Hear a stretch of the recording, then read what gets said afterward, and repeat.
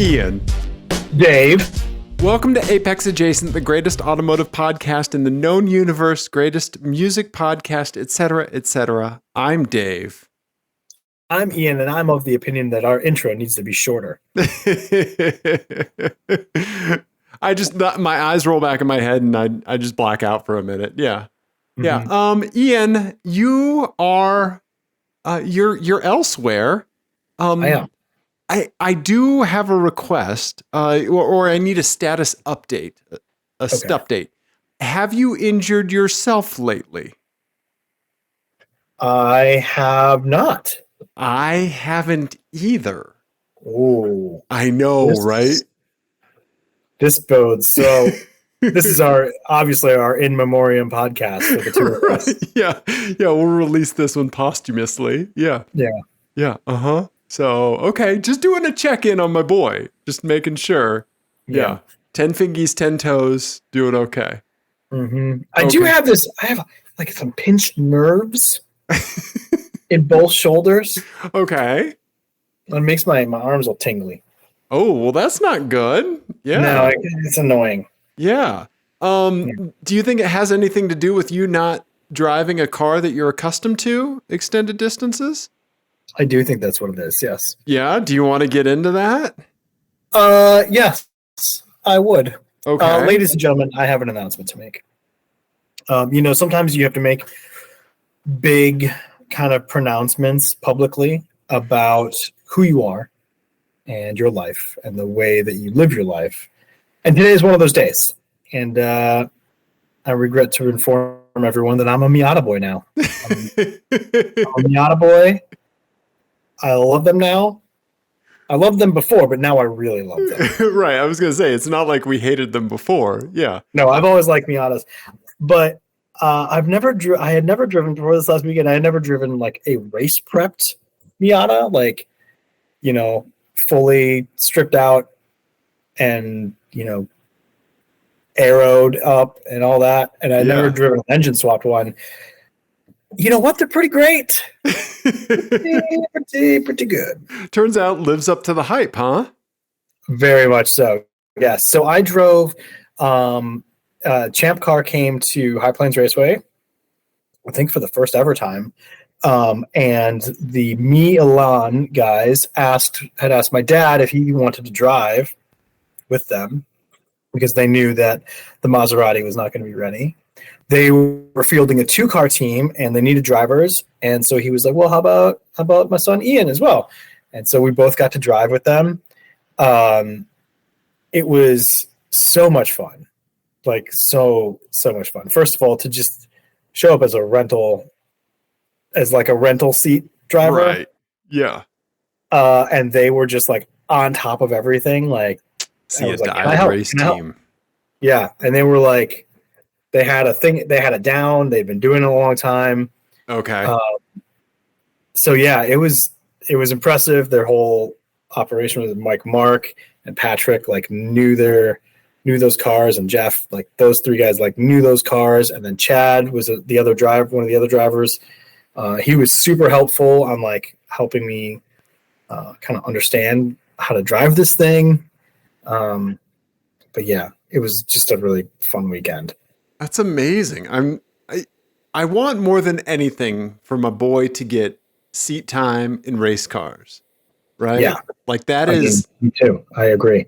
Yeah, and it's something that I think you've like had a little bit of a slump lately, unfortunately. I'd say the last 2 years. Yeah, and then I mean obviously with COVID as well, but yeah, yeah. So it's you've been getting back to it, thankfully. Yeah, it was super great to get back to it. And this was like the best way possible because I was leading up to this. I was very nervous about whether I could drive a momentum car because I'd never really done that on a racetrack before, like with a time attached to it. Because the Maserati definitely not a momentum car. The S10 not really a momentum car. No.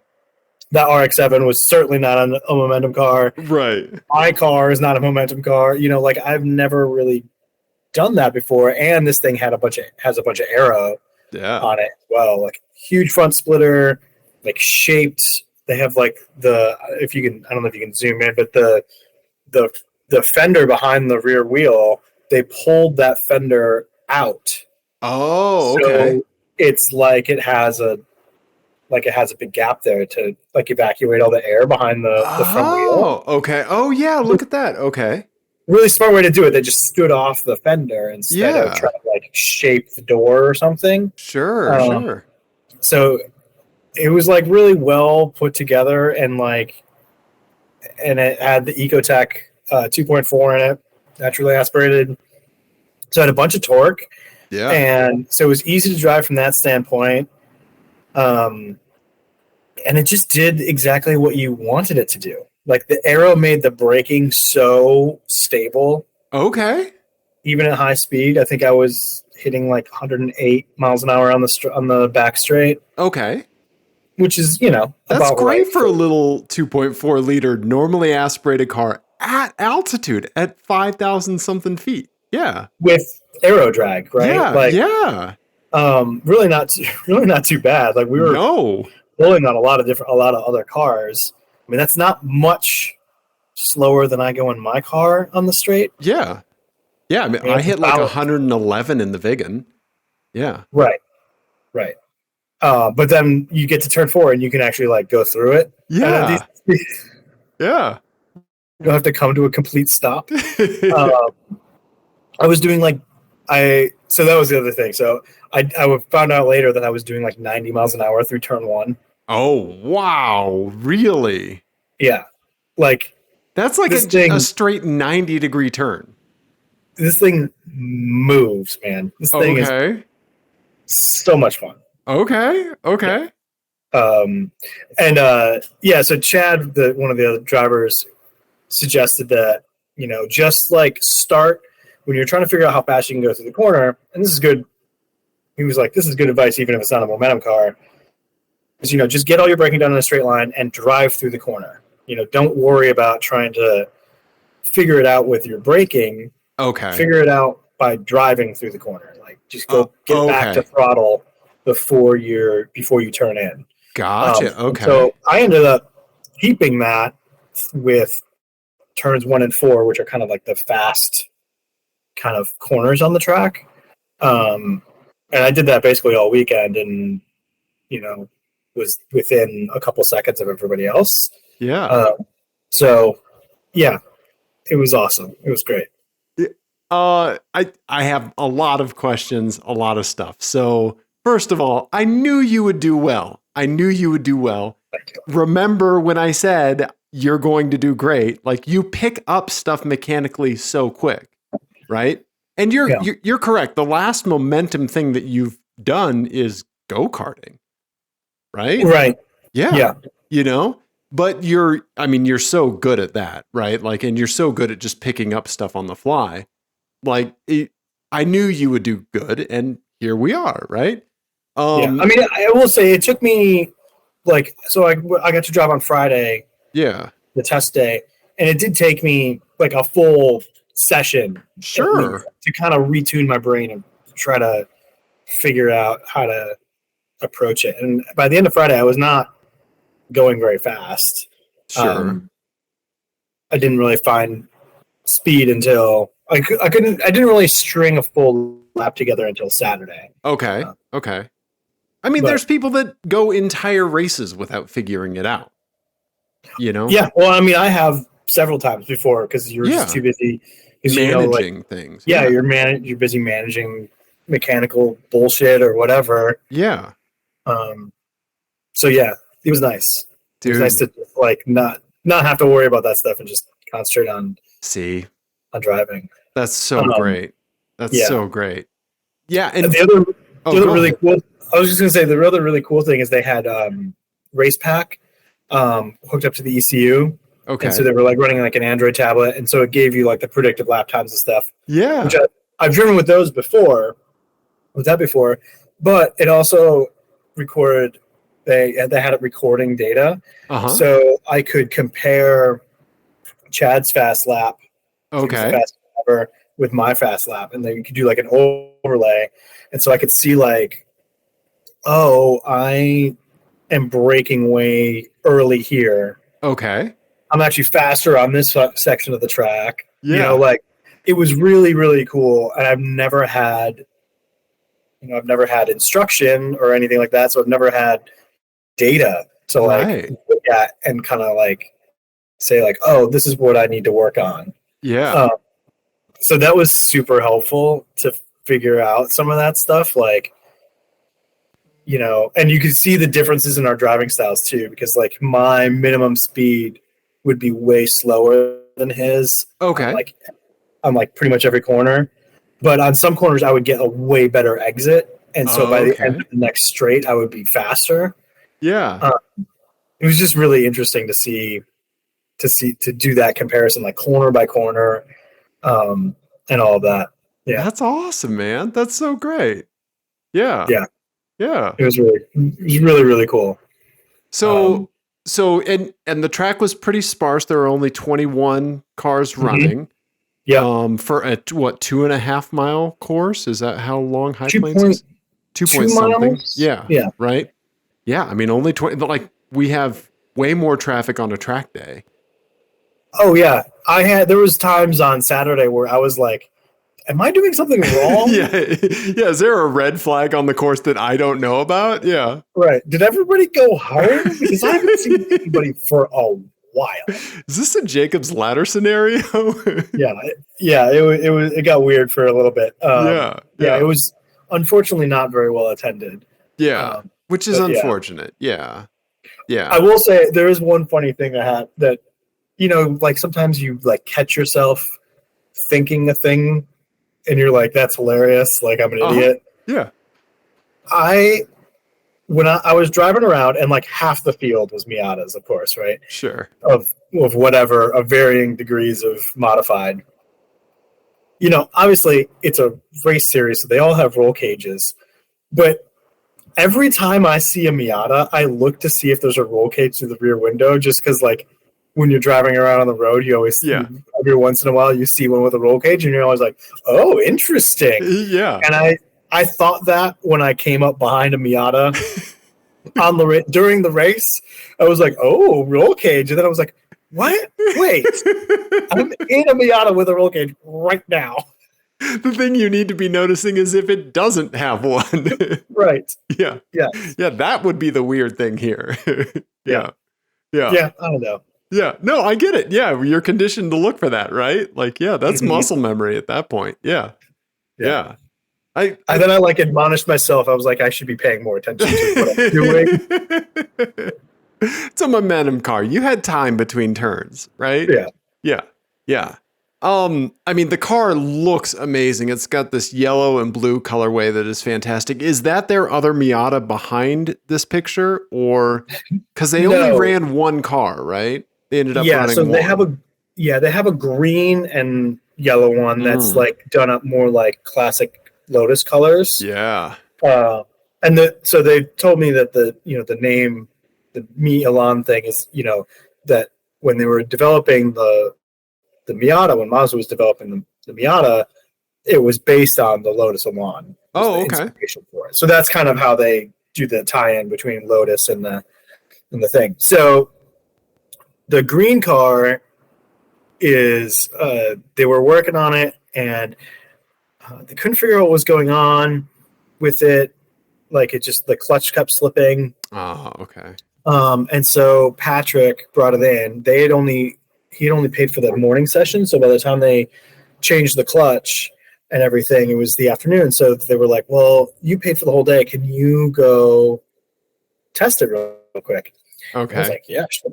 And so what had happened with Patrick was he was driving it, and there was no like it started to slip and then it got worse. It was just like clutch slip. Okay. Catastrophic failure. So they sent me out, and immediately, number one, I could tell that car faster. Okay. It was just more dialed, right? I don't know what was different about it, but it just had a different feeling about it. And I radioed it immediately. They were like, So I got like 3 laps in, and I was like, man, this thing rips. Okay. And then I went into turn 4, and I was like, oh, this thing's good. Like, it's fine. There's nothing wrong with it. And I put my foot down to exit turn 4, and the revs just like hit the red line. Okay. Just no clutch straight engagement. Up. No clutch at all. So I was like, I'm coming in. Yeah. So they think that there's something with like the spacing or something with the kit that they have to convert from the GM engine to the Miata gearbox. So somewhere in the flywheel area, I don't know. Something happened. Yeah, but it was crazy to see the clutch because it just like the material just fucking disintegrated. Right. Yeah. There's a very fine kind of spacing that has to happen between the clutch and the pressure plate to keep, and like the throwout bearing to keep everything from like not being engaged, but also when you push the clutch pedal into it engaging enough, right? And if that spacing isn't set up, like it can happen if you install a clutch backwards, right? Like there's like stuff like that because like then, like the pucks are, more pronounced on one side, stuff like that. Yeah, I've heard about this problem before. Yeah. Okay. Yeah. Crazy. It was really bizarre. I'm glad you're okay. Yeah. Oh yeah, it was fine. Yeah. And then I got out of the car, and Mark, who's kind of like the team captain, thanked me for doing that because he was like, it's better to figure this out now than tomorrow. Right. I was like, I've never been thanked for breaking a car before. But you're welcome. Yeah, anytime, honestly. Right? Yeah. Let me know. Yeah, you would make an amazing test driver, Ian.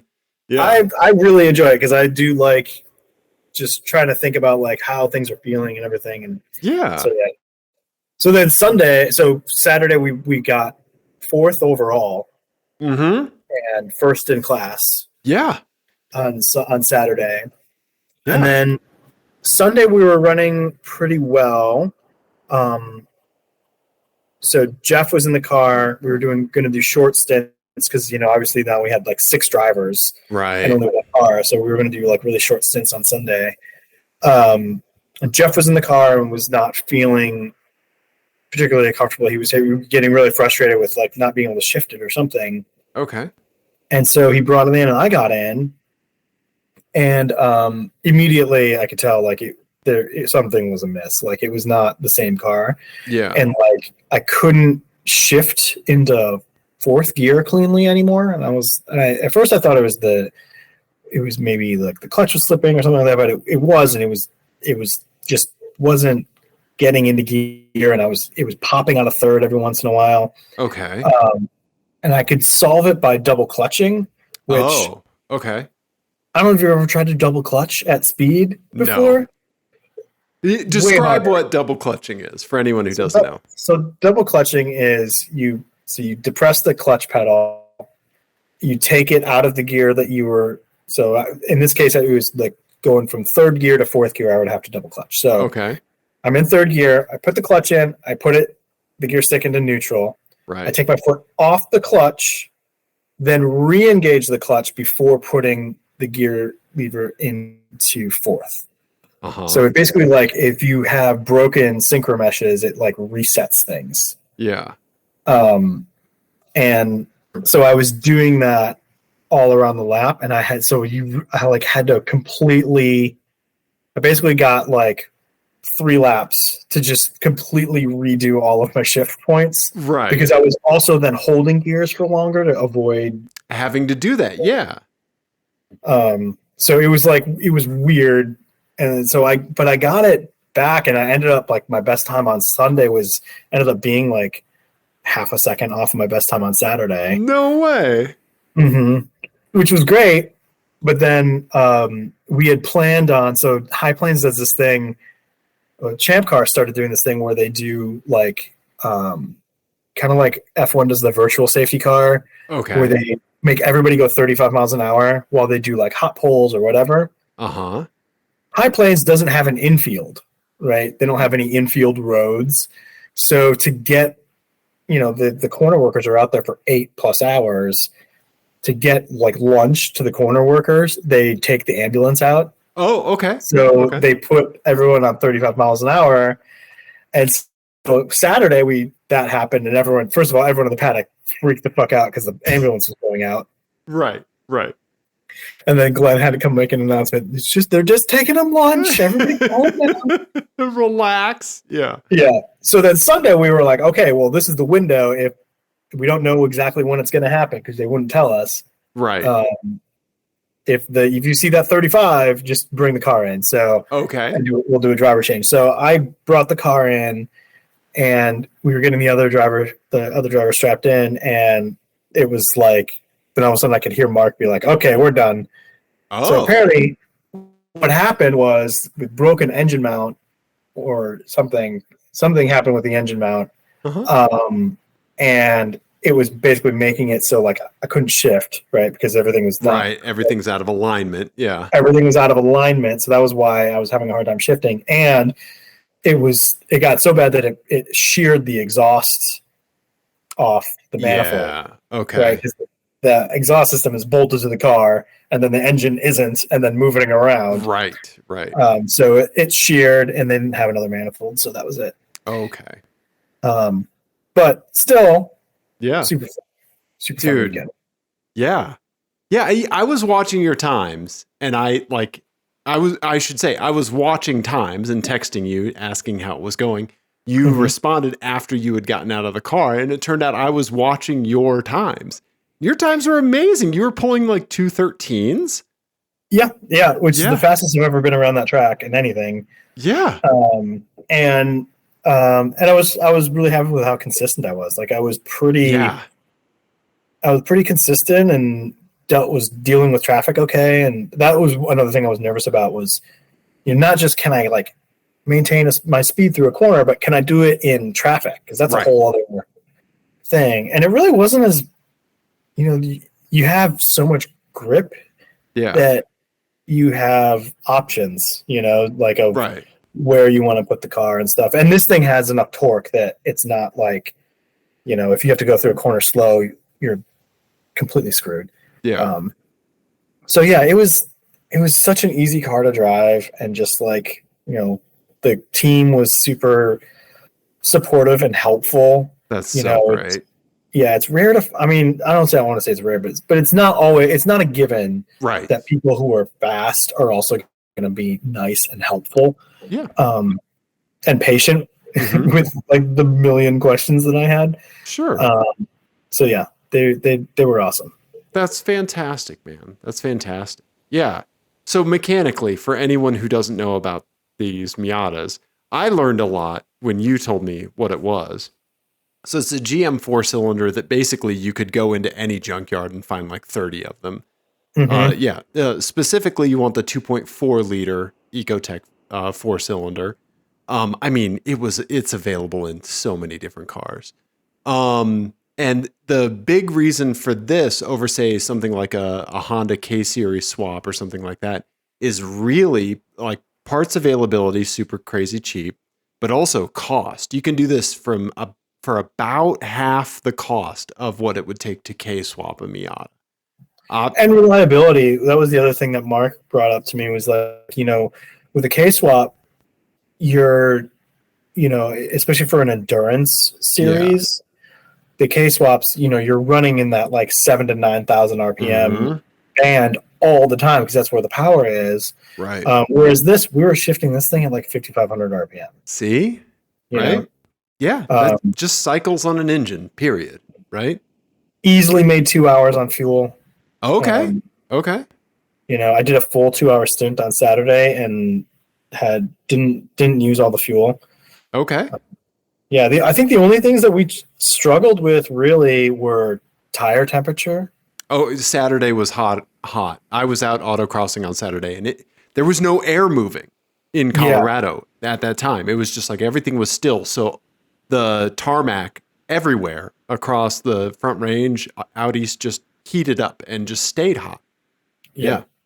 And so it was that thing where like it would be super greasy, and like you could feel there was just less grip, and you could see your lap times suffer in the car, and then a cloud would come over and almost immediately you would notice a huge difference in grip. Right? Yeah. Like turn 3, when it was sunny, I couldn't go through there flat Okay. when it was cool out all day. Just No grip problem. for days. Yeah. Yeah. Yeah. Saturday was a weird day. Yeah. Yeah. It was one of those, it was like the opposite of, remember when we were at High Plains and it was like 70, but it felt like 40 degrees and we were bundled up head to toe. Yeah. Right. Because the wind was going and just sucking the heat just straight off of us. It was the complete opposite of that. Like just, it was this weird, like no wind whatsoever. And so like, even though it was only like 84 or something like that, it felt like 100. Like it really did. Like nothing. Yeah. Like everything was hot at autocross. I figured everything would be hot out there too. Cause you're only 15 miles away at that point. Yeah. Yeah. Yeah. Wild. Yeah. Yeah. Super hot. But, but yeah, that was the only thing to manage. And that's what everyone was dealing with. So. Yeah. That's fantastic, man. I'm so freaking glad you got some time in a race car, Ian. Me too. You did a full stint, man. You did a full stint. Yeah. Yeah. And you killed it, dude. Doing 213s in a car that you've never been in before this weekend. It was great. It's so fantastic. Yeah. Yeah. I'm thrilled with that. So, dude, that's so great, man. Yeah. Congrats, man. I'm really proud of you, dude. Thank you. Yeah, absolutely. I heard that you. Oh, and I should also, before we move on from this weekend, should also shout out to PETA, who came out to see me on Sunday and only got to see it for a few minutes because then the car broke. But he brought some cinnamon rolls that Alita, his girlfriend, made for us, and they were delightful. Right? Yeah. Yeah. He gave Kelly and I a couple of them before he headed out. Yeah. Yeah. Thank you, PETA. Yeah. Right? Yeah. Thank you, Alita. Yeah. I let PETA drive the old man sedan out there to see you. Oh, I didn't even notice. Yeah. Yeah. He was like, can I, I was like, I'll let you drive Luther out there. And he was like, what? I could take the couch? And like, because he was down for autocross. He was in his M3 with his Bridgestone, RE71, whatever's on. It's like the Potenzas, yeah, right. Like, like I don't want you putting like 70 miles, honestly, like what? How far is the trip out there and back? Like 100 and something miles? Yeah. Yeah, a little more than 100 miles, Yeah. Why should he have to do that on his race tires? So he just took my LS and he called me from it and he's like, oh my God. Yeah. Yeah. That's the car for crushing those miles. Yeah. Absolutely. Yeah. That's great. Yeah. Yeah. I'm so glad he got to go out there and see you. And I just wish that High Plains had better viewing areas, right? I just wish that there was a way. Yeah, maybe they need to build a bridge, like a pedestrian bridge or something, and kind of, I don't know. But it's like you saw, it's tough to get people out there. It is kind of out in the middle of nowhere. Only 21 teams showed up, or 21 cars were at the event, and so there's not a lot of facilities. It's tough. Yeah, it is. It is. It's a big ask. How did everything go with the RV? Oh, right. Yeah. Yeah, I assume your kids fucking loved it. My kids loved it. They were all about it. But so I had to go pick it up. I drove it. Yeah. I drove a Class A RV. Can we just talk about how fucking crazy it is that you could take your driver's test in a Mini Cooper or a smart car, and you're allowed to drive a Class A 35-foot RV? Yeah. Right? It's insane. Yeah, you should not be able to go from one to the other. Yeah. No. Yeah. No. Yeah, you can bus. You can take the driver's exam in my Abarth, which fits underneath this thing in one of the cubbies. Yeah, it's a wheel truck. Right? Yeah, and then go buy one and drive it off the lot legally. It doesn't make any sense at all. And also, this thing, sketchy as shit. With a full water tank, the water like has its own inertia, so it would just go like this down the road, like side to side. So you're just like kind of feeling. Also, I just realized that you said my Abarth was a wheel chalk for this thing. That's funny. That's really fucking funny. Yeah. So you're managing like a bladder. Yeah, it was weird. Okay. And, I mean, not not fun to drive. I'm gonna be honest. I didn't really love it. It was crazy though. It had a Ford V10 in it. Okay. Yeah. But yeah, it was great to have it there. Like that. I mean, that is the way to do high plains for sure. And I think any race weekend is just rent an RV and do it that way, because it's nice to have, to know, like, in the back of your head, oh, I'm going to have air conditioning. Yep. A place to sleep, a place to pee. Mm-hmm. Yeah. Yeah. The other thing is I donated the team that I was driving with, they're from Iowa. They had never been to high plains before. At least the main team guys had never been to high plains before. And I had emailed them and I was like, do we have a carport? And they were like, well, we're not sure if we really need one. And I was just like, I'm going to go ahead and add that to cart, because I have spent a night under a race car in the elements there before, and it sucked, and I don't want to do it again. Exactly. Right. Yeah. Yeah. Nice. Right on. Yeah. Yeah. So Jenny and the kids came to visit you. So you slept how many that night in the RV? 5 of us. So it was my dad, me and Jenny, and then the kids. Okay. Yeah. And man, they were keyed up. I'm sure. They were, even for them. Wow. Okay. Yeah. Is your fancy lad going to expect this every time you go camping now? I think so. Like Gus was very much about the RV life. Yeah. You know, like it took some convincing to get Jenny and Gus to come out to see the race. Sure. Nico was all about it. He was like telling everybody that I'm like the fastest driver, and telling everybody about his opinions about all the Formula One drivers and everything else that you can think of. Just, he was going crazy. He loved watching the race cars and stuff like that. They actually did put shade over the grandstand, over the bleachers. Oh, okay. By the S's. Nice. So there's shade over there. So we kind of hung out there for a while. Gus explicitly told Jenny, I don't want to look at the race cars. I want to go to the RV and be in the air conditioning. Mm-hmm. Okay. Fair enough. Yeah. It was nice to have them there, though. Sure. Yeah. Okay. Nice, man. Yeah. Well, that's the move. Well done, buddy. Well done. Yeah. Right. I want to hear about autocross, though. Yeah, absolutely, man. Yeah, we were both racing the same day. Yeah, so I was PETA and I threw down at the BMW Autocross event number 5 for their series. They are running 7 events this year. You and I are co-driving event 6, and it's going to be that one where it's one way in the morning and the other way in the afternoon. Yeah. But yeah, I'm still thinking about the course, because it was probably I think it was my second favorite layout that they've done so far. So here it is. We had a really kind of very 90-degree start, right? Which is fine. But then it was very this graphic doesn't quite show it, but each of these kinds of turns here on the right-hand side would tighten up. They look pretty even here, but it was actually kind of almost 3 consecutive tightening turns.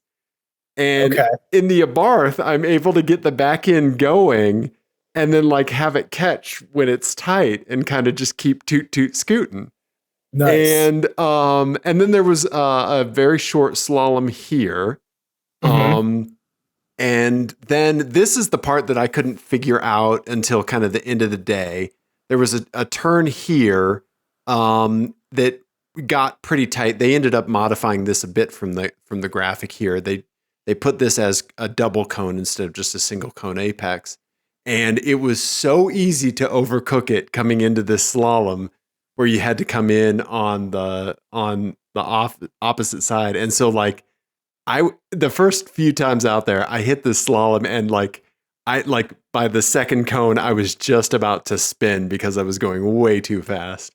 And yeah, and then scrub off all the speed and have a hard left turn before the end here. And like the way the first like few corners like tightened up, it just felt so good. And yeah, it was really cool. Yeah, I don't think I did as well as I wanted to. My buddy Joel in the GTI, who is now my nemesis. I officially have an autocross nemesis. So yeah, right. Excellent. All thanks to my mother, right? But yeah, so Joel did beat me. He took a big chunk of time, like over half a second out at the end of the day, and really got me. But yeah, I was clocking in at like 44.3 on this course, and Joel got down into the 43s. So yeah, it was awesome. Yeah. Maybe I was 45.4. Yeah, 45.3, and Joel got into the 44s. That's what it was. Yeah. But it was fun. It was twisty. It was like a good balance of like, oh, like I've got this and I need to figure this out. Like I've had courses where it's like I just like maybe I've got one or two corners and I can't really like penetrate the rest. Mm-hmm. Versus something that's like kind of easy, like, oh, we all have this, right? Right. And I think like the only thing that beat it, in my opinion, was the one that they ran last season. I don't know if they're going to do it again this season, but it had a loop right at the beginning where you would cross. Yeah, you would cross over. And so it was just this big, long, round turn, which like the Fiat's just tooting around it. And That's then awesome. and then you would rock it around the rest of the course. Yeah. That's Yeah. cool. Right? Yeah. So yeah, this guy Mike Fawcett designs a lot of the autocross courses, and it was a freaking banger, man. It was so fun. That's really cool. Yeah. Managing temperatures, still kind of like dialing in the appropriate amount of like understeer, oversteer in the nugget. Still kind of feeling that. I'm really, really excited to see what you can do with this car. I have a feeling you're going to pick it up really quick and have a good time with it.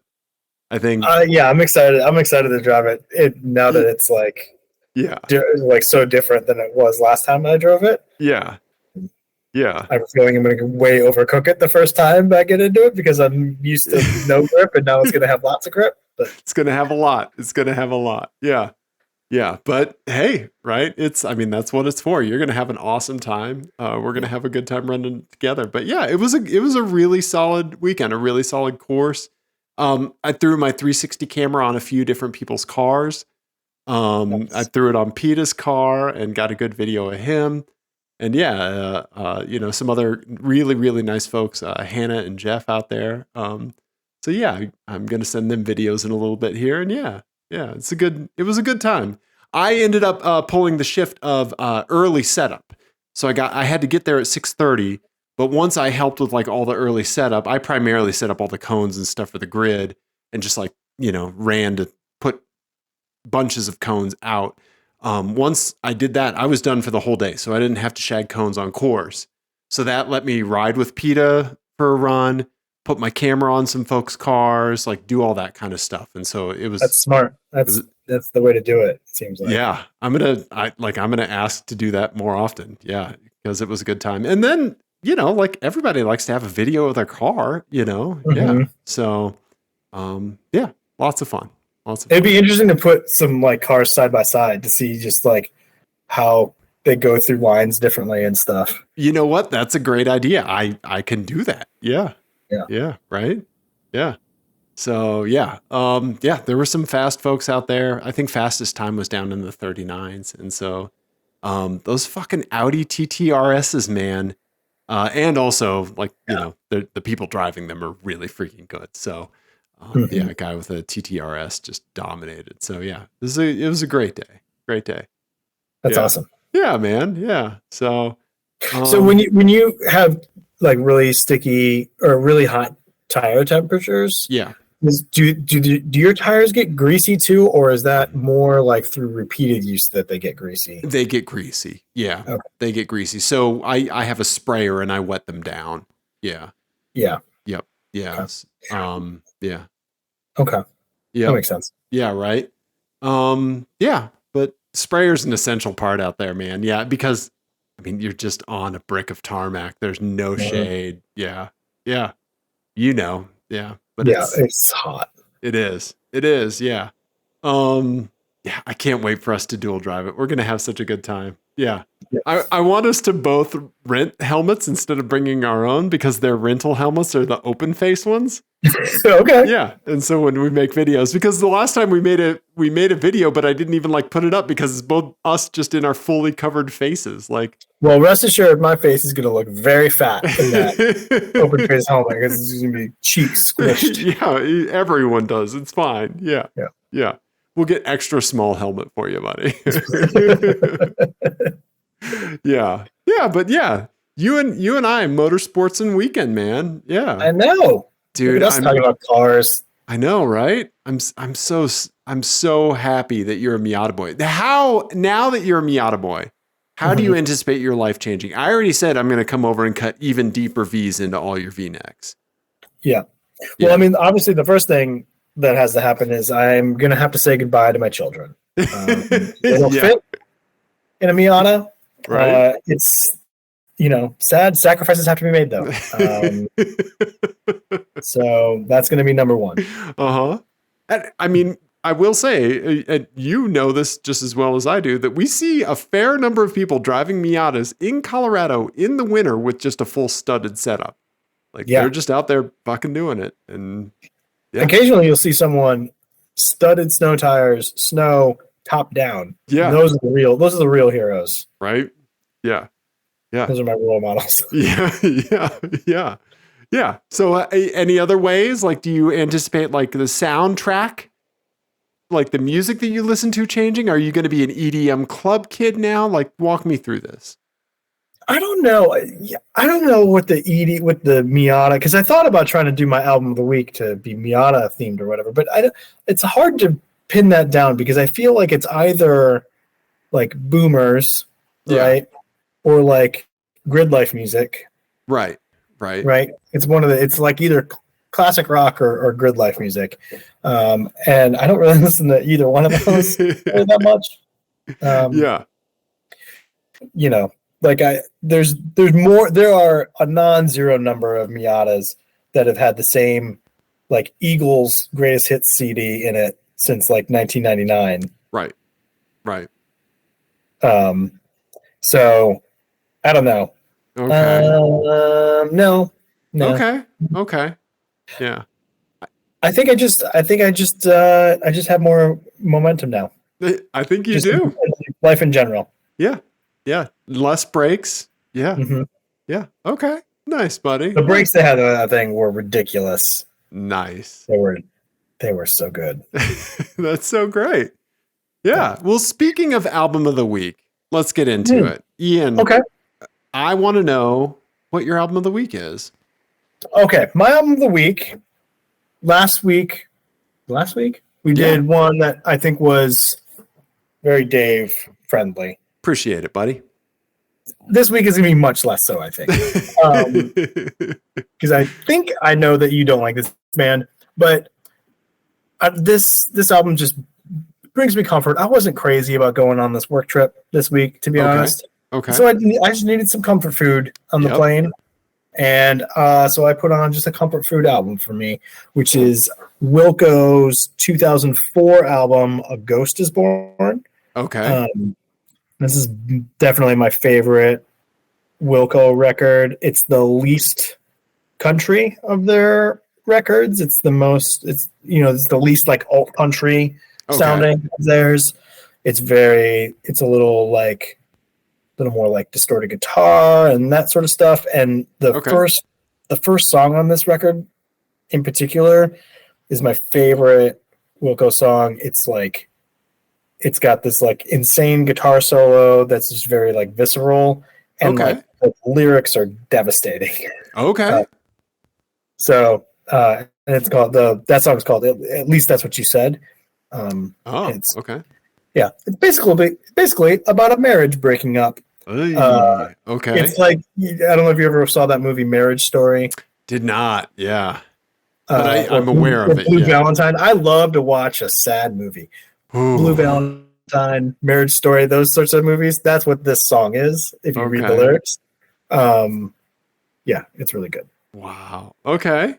Wilco, A Ghost is Born. Links will be in the YouTube description. Bandcamp if they're on there. Apple Music and Spotify. Yeah. At least check out the first song. Okay. I will. Yeah, for sure. Yeah. Okay. Yeah. Wilco. Yeah. All right. Nice, buddy. Anyway. Hey, I made an Uncle Tupelo reference on our last episode, didn't I? Yeah. Did you? Isn't that a Wilco side project? That was before Wilco. Oh, before Wilco. Okay. Thank you. Jeff Tweedy was in Uncle Tupelo before. There we go. Before Wilco. Yeah. Or one of them. I knew they were related somehow. Okay. Nice. Yeah, right on, man. I mean, do you want to talk about your rental car? Should we talk about your rental car? I don't have a tremendous amount to say about my rental car, but okay. I will say it is very much a 2022 Toyota Camry. Oh, okay. In gray. Okay, yeah. So this bad boy right here, yeah. It is gray. it has it's like that trim too, actually. It's like not the base trim. I was very disappointed to find two things. One, that it does not have wireless Android Auto. Okay. And I don't have the right cable with me, and I've been too lazy to stop off and get one. And two, it just does not drive very well. Okay. It drives much more poorly than the Crown. And I saw a Crown today, and I was like, oh, that's so much better. Okay. Why don't you go to there? Right. I want to yell at that thing's infotainment system. Mm-hmm. Yeah. Well, yeah, so I didn't have the right cable to do, because it has USB-C charge ports, but not USB-C data ports, which is the stupidest fucking decision. So they're USB-A for those. Yeah. Okay. You can use USB, but only these USBs.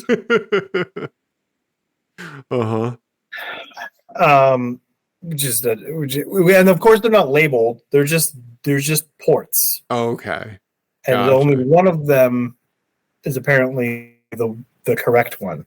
And when you plug into the wrong one, it's the guy from Indiana Jones pops up and says, "You chose poorly." Your face melts off. Yeah. Mm-hmm. And then you age and then follow. That's what happened. That's why I've got all this gray hair. That's what the gray hair is from. Mm-hmm. Yeah. Just plugging into the wrong port in a Toyota rental car. Yeah. Sounds like a good candidate for guess the hole. Yeah. Exactly. Yeah. But also just like it doesn't stay put in the lane. Really? It's got these stupid big wheels on it, and it follows just every terrible surface that the South has to offer. Yeah. Yeah. Just tram lines everywhere. Yeah. Yeah. And it's like, hey, I'm trying to eat snacks and check my emails. Fire off some dank tweets. Yeah. Yeah. But yeah, this thing's you have to drive it. Oh, that's too bad. You need something that you can just check out on long drives. You're putting in some miles on this trip, buddy. Yeah. I am. Yeah. I should have rented Luther to you. Right. Yeah. But it's fine. It's fine otherwise. Sure. And it doesn't have cooled seats, which would also be nice if I'm driving in the South. Tomorrow. Yeah.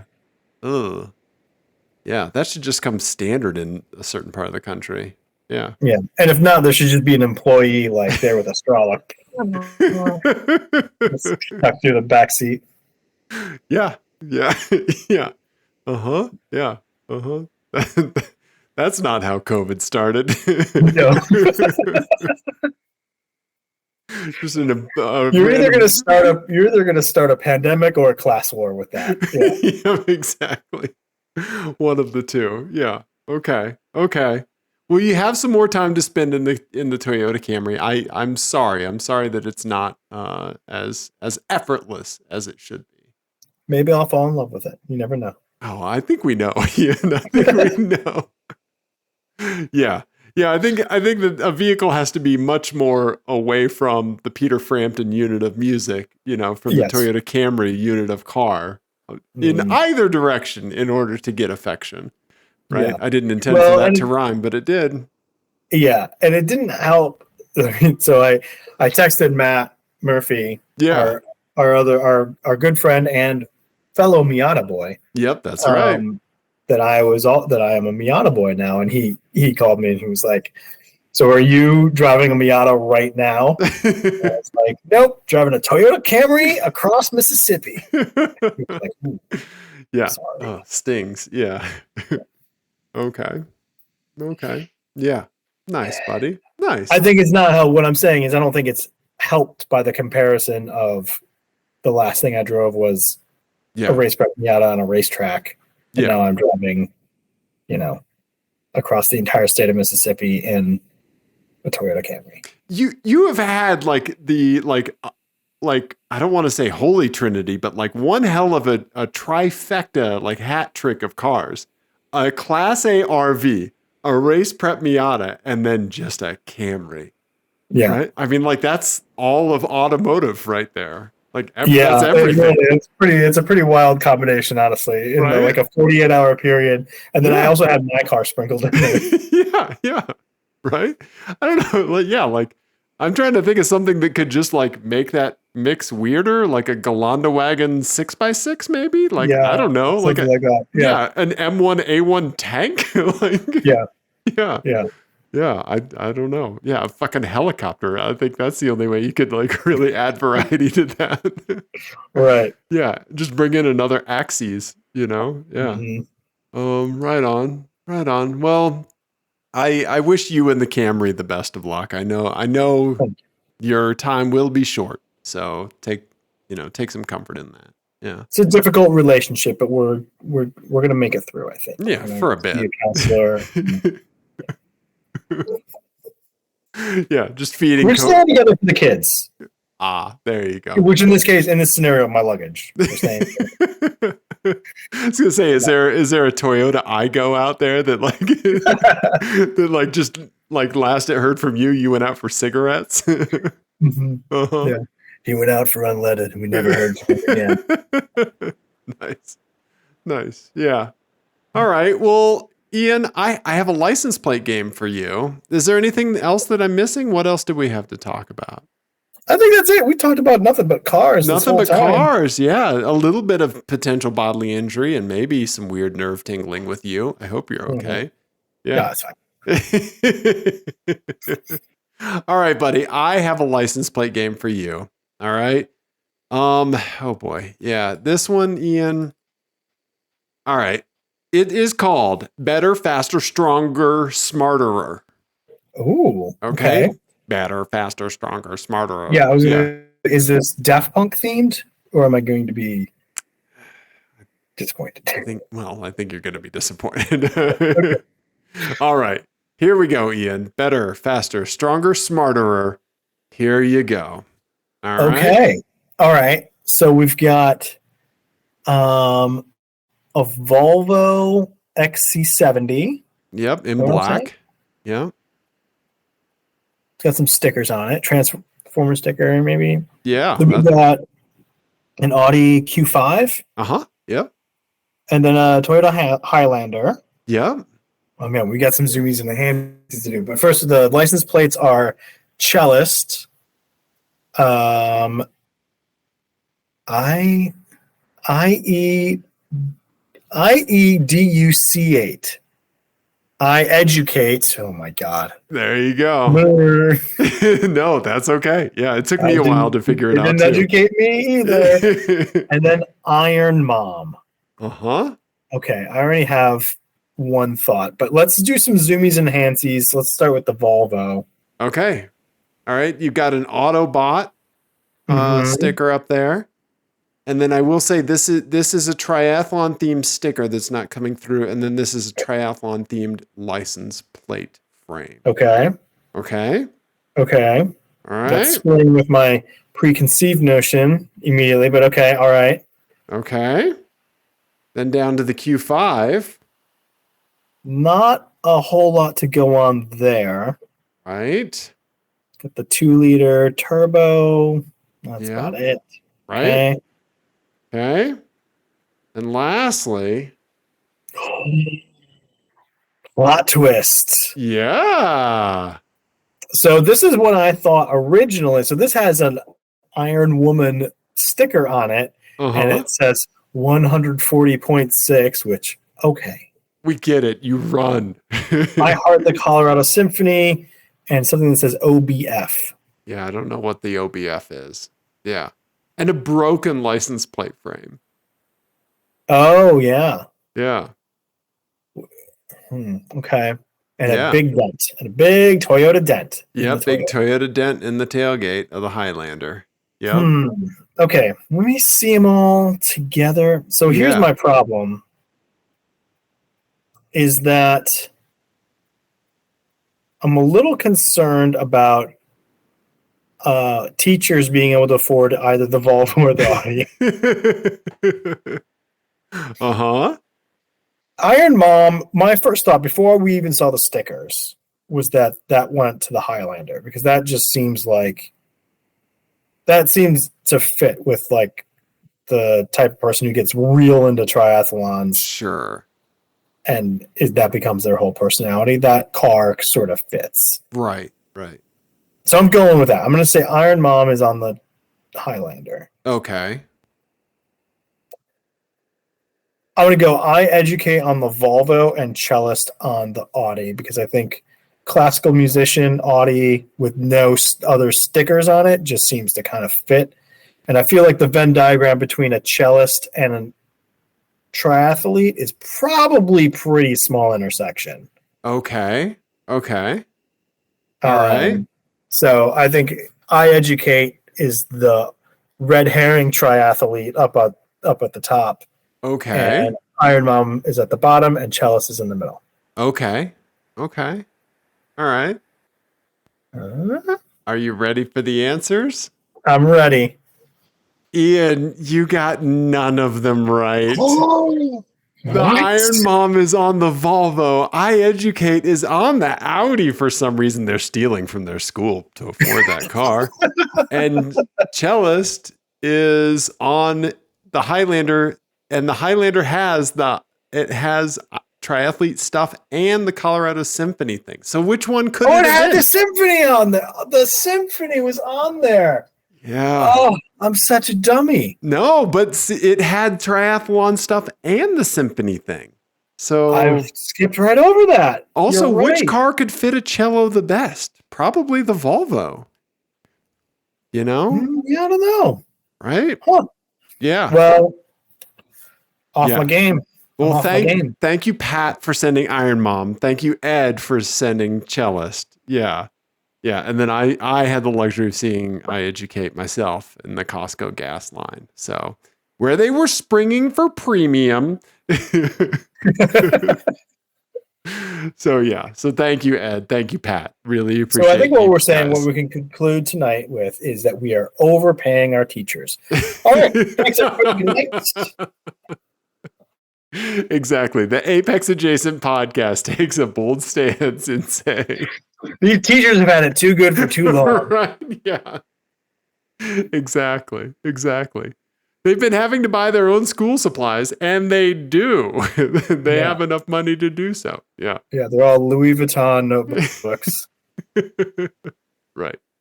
Yes. So there you go. You've heard it here first on the Apex Adjacent podcast. Yes, we're sorry for any teachers that are actually listening. We love you so much. And you deserve the world. Yeah. Yep.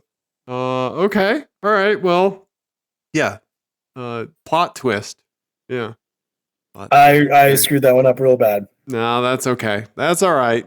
You're driving a Camry, man. You're coming off of driving an RV and a race car, and up is down, Yeah. Mm-hmm. You got a lot going on, buddy. Cellists are doing Ironmans. I mean, right? Yeah. Who knows? Right? Yeah. Dave, I think we did a car show. Yeah, we did. Yeah.